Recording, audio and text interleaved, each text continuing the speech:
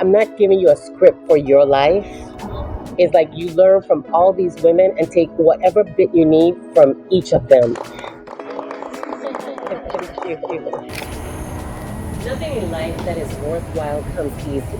And even when we fail at the first try, it is imperative to either try again or move on without regret.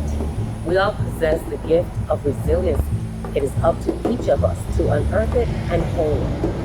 I doubt Queen Mary or Queen Keziah dreamt they would become so impactful in creating life-changing situations that would still be celebrated centuries later. If nobody's there to push us, we gotta pedal that bicycle. We gotta roll that boat. Exactly. And American civil rights activist Rosa Parks in 1955 was so tired after a hard day of work as a seamstress that she refused to give up her seat to a white person on the bus on her way home.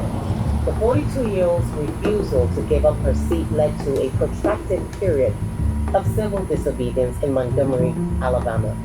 Whether it was their grit, their commitment to wanting better lives, or they were just tired of their living conditions, these women became recognized as prominent leaders because they were moved to successfully organize and change society for the better.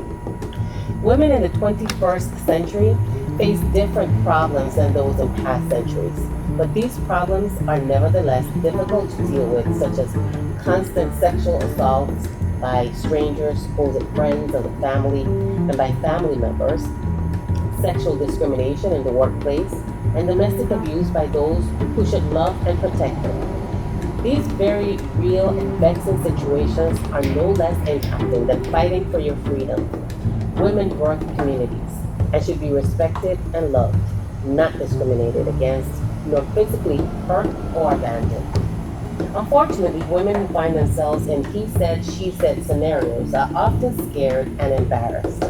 Many are unsure as to whether to share their stories with family and friends or to file a report. As women, we go through so many of the same things, right? We deal with the children, or we deal with the significant other, or we deal with the workplace, or we deal with the public, or we deal, so we're all in the same.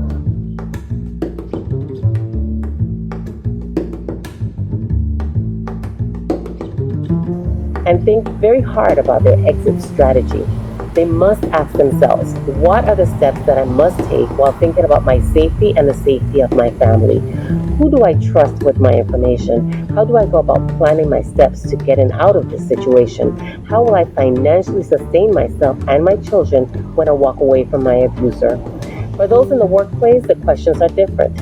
He's my supervisor. If I speak up, will I be terminated or will I be retaliated against? Who can I trust with this information? How do I avoid having to be alone with it? How do I meet this? Every situation is not the same. So we must adapt to whatever we have. You have to, whenever you go into a situation, go into it knowing that sometimes nobody's going to be back there to push you. But you really got to gather that strength to push yourself. So that's, your personal situation. It is important to be kind to yourself and not to blame yourself for quote-unquote attracting the wrong people to your life. Blame is not what you want to place your energy into. Finding a way out is what you need to concentrate on. In retrospect, people often say things like, if I knew then what I know now. Well, the truth is we do not know what we do not know, and we must make up our minds to either make mistakes and learn from them, or better yet, learn from the mistakes of others. And very importantly, learn from the successes of others.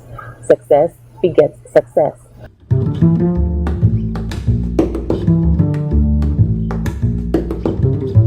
Behind my commitment to making sure that I put these types of things in writing and that it will benefit women. And each chapter has different scenarios, different types of things that happen to women. But at the end of the day, as women, we go through so many of the same things, right? We deal with the children, or we deal with the significant other, or we deal with the workplace, or we deal with the public, or we deal...